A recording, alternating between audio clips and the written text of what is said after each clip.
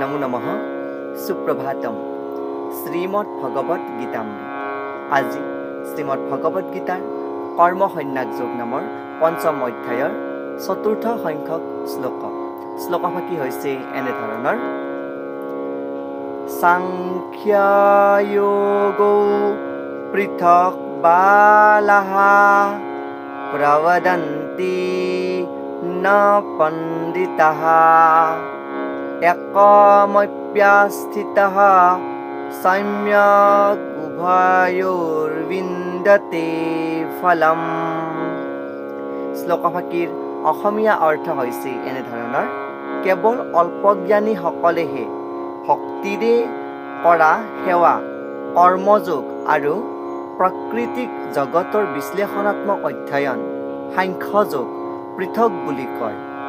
যিসকল প্ৰকৃততে পণ্ডিত তেওঁলোকে কয় যে যিজনে এই দুয়োটাৰে এটাক ভালদৰে অনুসৰণ কৰে তাতেই তেওঁ দুয়োটাৰে ফল লাভ কৰিব পাৰে বুলি কোৱা প্ৰসংগত ভগৱান শ্ৰীকৃষ্ণই উক্ত শ্লোকভাগীৰ অৰ্থত ভগৱান শ্ৰীকৃষ্ণই সখা অৰ্জুনৰ আগত অৱতাৰণা কৰিছে।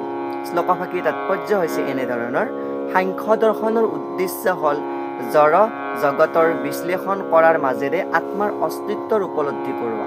অৰ্থাৎ সাংখ্য দৰ্শনৰ যি 25টা তত্ত্ব, সেই তত্ত্বৰ মাজেৰে জড় জগতৰ যি বিশ্লেষণাত্মক দৃষ্টিভংগী তাক দাঙি ধৰি আত্মাৰ যি স্বৰূপ, সেই স্বৰূপকো আকৌ দাঙি ধৰে। জড় জগতৰ আত্মা হ'ল বিষ্ণু বা পৰমাত্মা।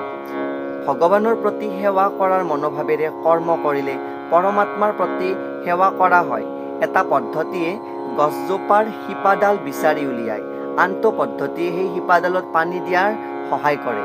সাংখ্য দৰ্শনৰ প্ৰকৃত ছাত্ৰই জড় জগতৰ মূল বা শিপাস্বৰূপ বিষ্ণুক বিচাৰি পায় আৰু তাৰ পিছত পূৰ্ণ জ্ঞানেৰে ভগৱানৰ কামত নিজকে নিয়োজিত কৰে।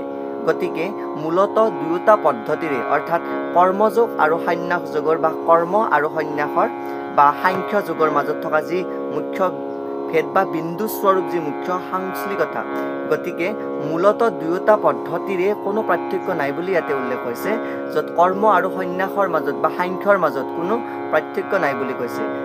কাৰণ দুয়োটাৰে লক্ষ্য হ'ল বিষ্ণুৰ আৰাধনা কৰা, বিষ্ণুক প্ৰাপ্ত কৰা। যিসকলে এই শেষ লক্ষ্যৰ বিষয়ে নাজানে তেওঁলোকেহে কয় যে সাংখ্য আৰু কৰ্মযোগ দুয়োটাৰে উদ্দেশ্য একে নহয়।